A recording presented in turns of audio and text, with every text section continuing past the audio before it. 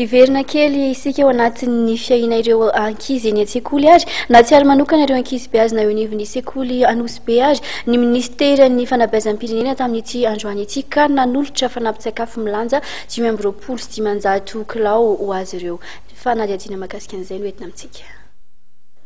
Amin'ny alatsinainy ho avy izao izany hoe tamin'ity 3 volana faharoa tamin'ny taom-pianarana 13 4 ity vao niverina nisokatra ny cantine scolaire eto anivon'ny EPP Anosy be izay vatsian'ny ministeran'ny fanabeazam-pirenena sakafo ampiasaina amin'ny fampidinana azy.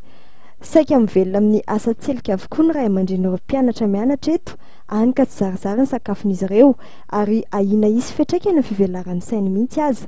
Nanolotra koba misy otrikaina ilain'ny fitombon'ny ankizy milanja 520 kilao ho an'ny cantine scolaire an'ity sekoly ity ny ministeran'ny fanabeazam-pirenena androany heverina aharitra herinandro ity fanampin-tsakafo ity.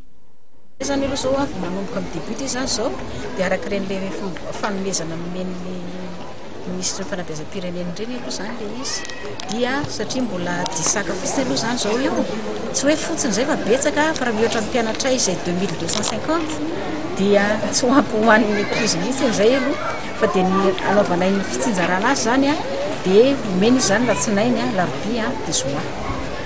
Raha teo aloha fa matinina ny cantine scolaire dia raha volany ny vatsy dia mangataka indray izay dia na avy dia manome systématique zareo.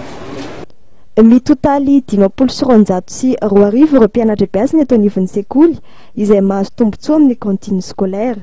Mpampianatra 470 kosa no misahana fanabeazana azy ireo ka ny 13 amin'ireo dia mpampianatra firama avokoa. Amin'ireo mpampianatra firama ireo dia ny 40 ihany no mahazo tampi-karama avy amin'ny fanjakana raha toa ka tsy mbola misikitraka ny zo amin'ny fahazoana tampi-karama ny fito ambiny. Sekoly misy 10 voasokajy manana ireo mpianatra avy amin'ny fianakaviana tena marefo no fantatra fa mbola hotolorana ity fanampin-tsakafo ity saingy mbola andrasana ny fivoahan'ny fanampiana avy amin'ny ministera sy ny mpiara-miombona antoka ara-bola sy ara-teknika ho amin'ity taona 2024 ity.